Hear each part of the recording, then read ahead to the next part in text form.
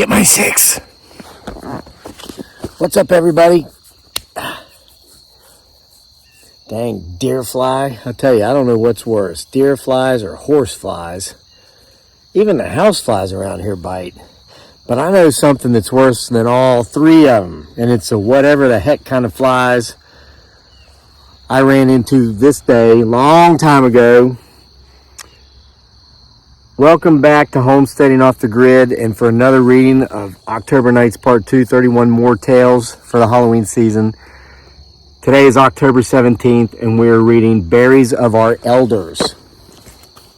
Tell you, after you hear this story, anytime you get bitten by any type of fly, you're going to count your blessings that it wasn't one of these. And as I read, continue to get my 6. As the veil gets even thinner, as we get even closer to Halloween, there's been some strange oddities going on around here, and they seem to be attracted to the pumpkin. Go figure. Berries of Our Elders. The month was October. The air was clear and brisk. I was 20 years old and in the prime of my life. I knew everything, and I was planning on doing everything there was to do in life. I was going to take on the world, and no one was going to stop me. But first, I had to finish college. Or at least I thought I did. Sure, I went ahead and graduated in time, only to find out I'd been lied to. You see, I got what's called a Board of Regents degree, which is basically a bachelor's degree in nothing. General studies, so to say, with no declared major. I was told that this degree and 50 cents would get me a cup of coffee. Here it is all these years later, and I need that degree and about $5 to get a cup of coffee. I want my money back. But hey, the overpriced coffee of the modern age is pretty damn good. Just kidding. Not about the coffee part. It actually is good. I went to college for an education, not a job. I got an education, meager as it was, as the real world and all the experiences I've had in it since leaving the ivory tower of higher education has been my true classroom. While back in school, during the beautiful month of October that I was describing before going off on a tangent about meaningless pieces of paper not worth the price of the frames many people put them in, mine's in an old attic in a house I'll never visit again, and high-octane coffee, a very strange weekend was to be spent with a buddy from school. His name escapes me, for it was long ago, and I did not know him well. He was just some guy I sat beside in English literature class, and with whom I'd built a casual rapport, and who'd asked me to join him for a weekend back in his family farm for a bit of hunting. For the sake of this story, we'll call him Ezekiel, because I'm sure that's as far from his real name as one could get, and thus we will not incriminate him or his family in the telling of this story, which is true and which will burn in my memory forever, just as the house which lies in the center of this story was burned to the ground in effigy more than a century before. This story of my weekend with Ezekiel proves, case in point, that I might not quite have known as much as I thought I knew in my youth. For one thing, my time with Ezekiel taught me that places with strange names were given their strange names often for very strange reasons, but for reasons pertaining to actual events. I'm hearing footsteps. You keep getting my 6. Such is the case here, as the name of the location where our story takes place is Burnt House. I suppose before this strange weekend, I'd figured people had just made up the strange names of places like this, but this particular weekend proved me wrong. Burnt House is a little more than a wide spot at the side of the road, one of thousands of small Appalachian towns that time forgot somewhere along the way. Ezekiel and his family lived on a farm approximately 50 acres in size just outside of Burnt House, and it was on this farm that our story, after we'd arrived, began. "Won't you boys run up the holler there and bring me some elderberries? Some of the women down at the church groups are wanting my jam." The speaker, an aged woman of roughly 80 years old, was Ezekiel's grandmother on his father's side. Her husband had died in the mines, coal mines, for those of you not familiar with life in Appalachistan, and she'd lived with Ezekiel's family for as long as Ezekiel himself and many years before that as well. "Sure, Grandma," Ezekiel said, We was going to go driving around anyway to try to figure out where we was going to go hunting tomorrow. Just as long as y'all don't go up Burnt House Run, Grandma said. Now, Grandma, don't go trying to scare our company. What's up with Burnt House Run, I asked. Oh, don't pay no never mind to Grandma, Ezekiel said. She's just a superstitious old mountain woman like most hillbillies. Superstitious my foot, Grandma said, not having liked this label. You boys just stay out of that holler. Sure thing, Grandma, Ezekiel said. And then he and I got in his Jeep Wrangler, cloth top down, and took off down the driveway to cruise around the beautiful mountains of West by God, Virginia, during the most beautiful time of year to do so. Shortly after leaving the farm and turning up the dirt road that led to it, I noticed we passed the sign which marked the very place Grandma had mentioned. Burnt House Run, it read. So what is up, really, with this Burnt House Run place, I asked Ezekiel. Absolutely nothing, he said, and then he immediately took a hard left, turning up Burnt House Run Road to prove it to me. Grandma's just superstitious, like I said. Why do you even call it Burnt House Run, I asked. Hell if I know, Ezekiel said, showing that he'd never been a student of local history. All I know is there was a house up here and that was burned to the ground by a group of guys or something. You can still see the stone foundation and the stone fireplace. Look, he said, slowing down and pulling off to the side of the road and pointing into the forest. You can see it right there if you look hard enough. I glanced into the distance, and sure enough, about 40 yards off the road, I could see a pillar of stones rising from the thicket. This pillar was once the fireplace of a house. The undergrowth was too thick for me to be able to make out the foundation from such a distance, but I trusted that it was there. Damn, Ezekiel said. I looked over, and he was looking on the other side of the road. There's elderberries everywhere up here. We don't need to go any further. We've got our spot. But your grandma said not to pick 'em here, I said, looking toward Ezekiel as I spoke. Oh, hogwash, he said, and he began opening his door. I looked back toward the pillar, and standing just inside the brush and brambles that surrounded it, I saw 2 men. They had not been there a moment before. One of them was middle-aged, and one appeared to be our age at the time, about 20. They both wore old black hats indicative of the 1850s. Looks like someone beat us to the berries, I said, looking over at Ezekiel just before he slammed his door. Who? He said, after he'd shut the door and while looking toward the pillar himself now.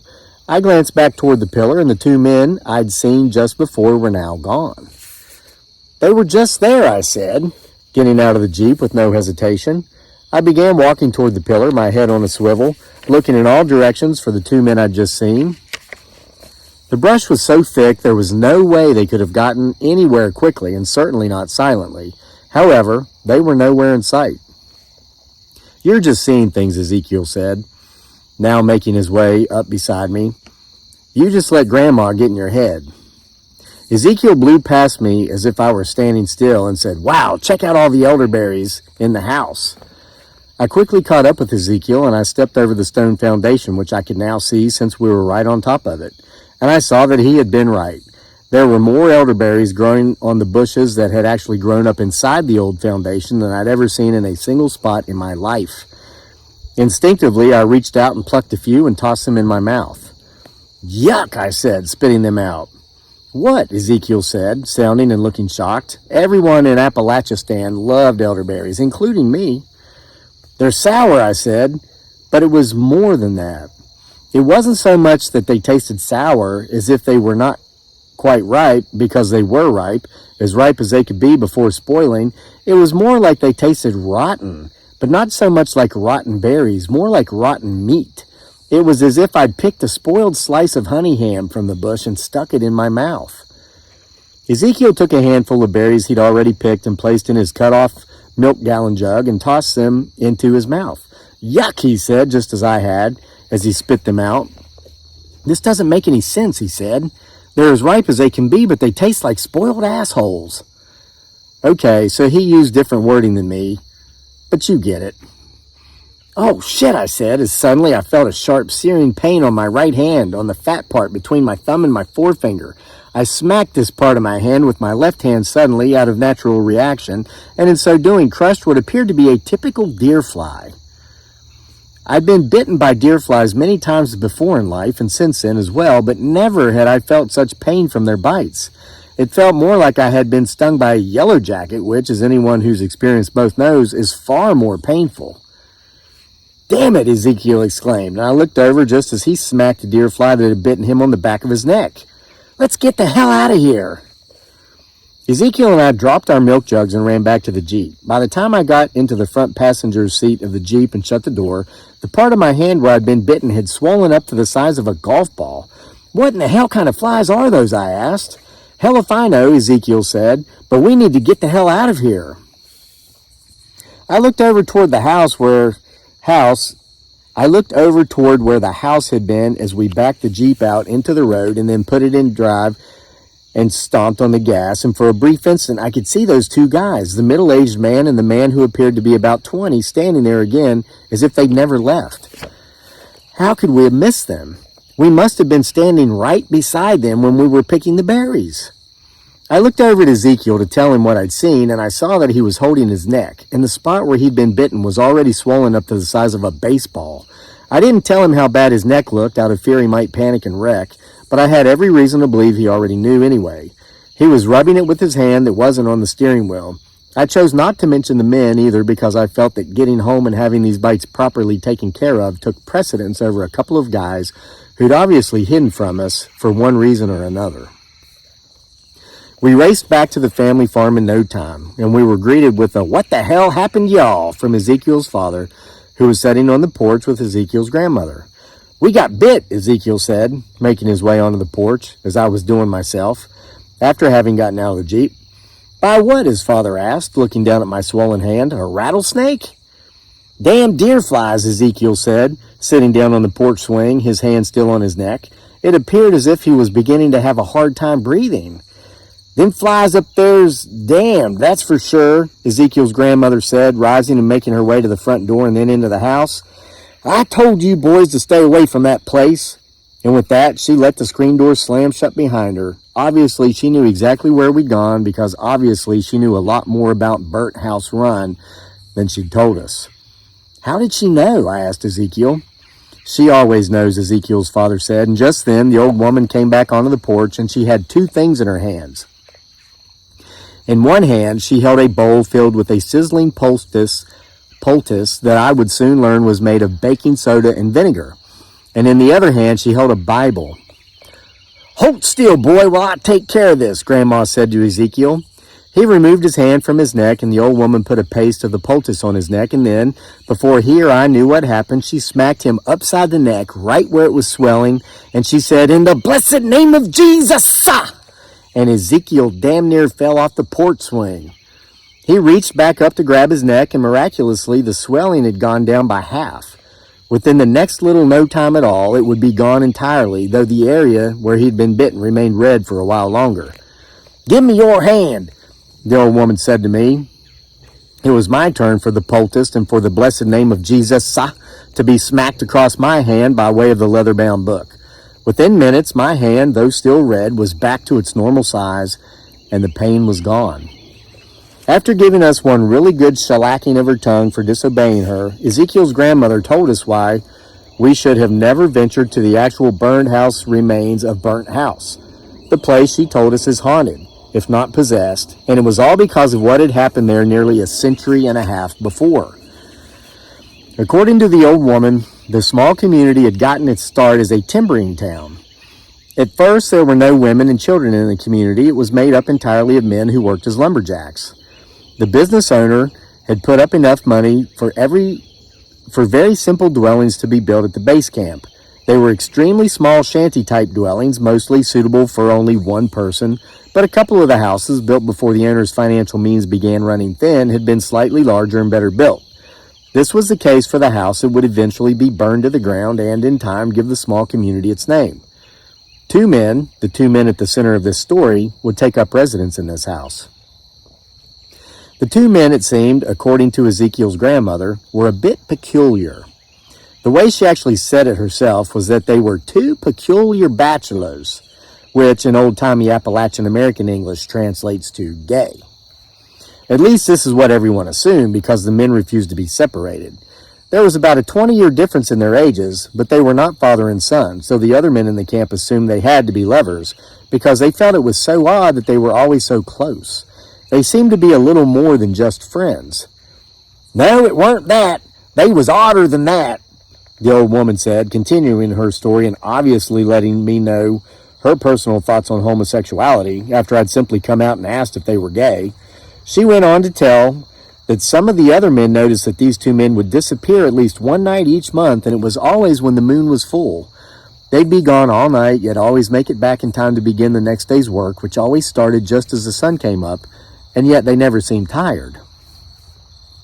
After witnessing this odd behavior for a couple of months in a row, a couple of the other lumberjacks decided to follow them one night, and it just so happened to be the night of the full moon. But not just any full moon. It was the full moon on Halloween night. The two men made their way to the top of the mountain, and there they came to what appeared to be some type of altar. The men who'd followed them secretly watched as the two men in question undressed and did not do what lovers without clothes do, but danced naked on the altar in the light of the full moon on Halloween night. They chanted incantations, they praised the devil, and toward the end of it all, they sacrificed a pig that everyone had been wondering about as it had gone missing from the cook's quarters only the day before. The two men who had followed the satanic lumberjacks to the top of the mountain and who had witnessed their dark deeds sneaked back off the mountain before the two men they'd followed had finished their shenanigans. When they got back to the camp, they told the camp boss what they'd witnessed. "We'll be having none of that around here," the camp boss said, and he grabbed his rifle and went outside with the other two men to await the return of the satanic lumberjacks. When the satanic lumberjacks made their way into camp, they were blasted with bullets as soon as they got to their cabin, just before they were to go inside. The shots woke up the rest of the lumberjacks, and they all came out to see what the ruckus was all about. The two men who'd followed the satanic lumberjacks to the top of the mountain shared the story of what they'd seen with the rest of the camp. It was decided by all that justice had been served, for they were all in agreement with exactly what the camp boss had proclaimed. "We'll be having none of that around here." Just as it became light enough to see, the men standing around noticed something very gruesome. A horde of what appeared to be deerflies had made their way to and were entirely smothering the pools of blood which ran from the two dead bodies. One of the men bent over for a closer look, and as he did, one of the deerflies came up and bit him on the cheek. His face instantly swelled to the point of one of his eyes swelling shut. "Them ain't deerflies," the camp boss yelled. "Them's demons. Quick, boys, throw these two devil-worshipping sons of bitches in the house and burn it to the ground. We ain't gonna have none of this demon shit around here neither." The men did as they were told. They threw the bodies into the house and lit it ablaze. And as the flames burned and the horde of flies came rushing out of the house, and any man who was in their direct path was set upon and bitten profusely. Knowing not what else to do, the camp boss, who'd killed the two peculiar bachelors, rushed into his cabin and came back wielding his King James version of the Holy Bible, smacking the bejesus out of any man who'd been bitten in Jesus' most precious name. And it worked.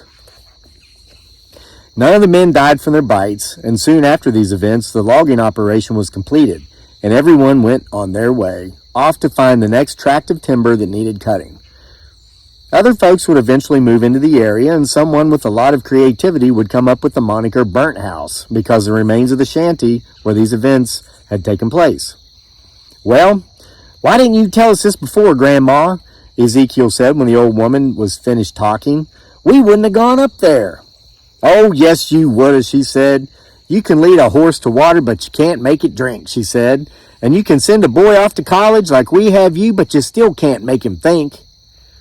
"But if I'd have known," Ezekiel began, but Grandma cut him off by saying, "Oh, fiddlesticks, if you'd have known, hogwash.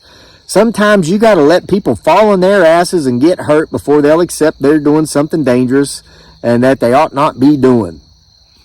We did not go hunting anywhere that weekend after all. We used an upcoming test on Monday, which we didn't have, as an excuse to leave early the next morning to go back to school. And I have never been to Burnt House, West by God, Virginia again, nor do I have any plans of going back. The end. So folks, I hope you enjoyed that story. I'm going to give you warning here again. I've been warning you the last couple of days. Tomorrow's story on October 18th, a reading called Let's Go Sue Somebody. It's originally titled The Unfortunate Demise of the Hillbilly 3. Lots of foul language. The Lord's name is taken into vain. There's adult situations, adult themes, kind of stuff that makes babies. If you are opposed to that, don't come listen to that story. I will notate in the video that you must be 18 or above to even watch that video. So if anybody under that age watches it on your unattended over 18 account, that's on you, not me. October Nights Part 2 as well as Part 1 and many of my other books I've written are available on Etsy with an autograph. The link is in the description box below. You can get them on Amazon in print without an autograph or Kindle. And if you can't afford a book or you simply don't want to buy one, just keep coming back to the channel every night for the rest of the month of October and listen to the stories in video form. Jesus!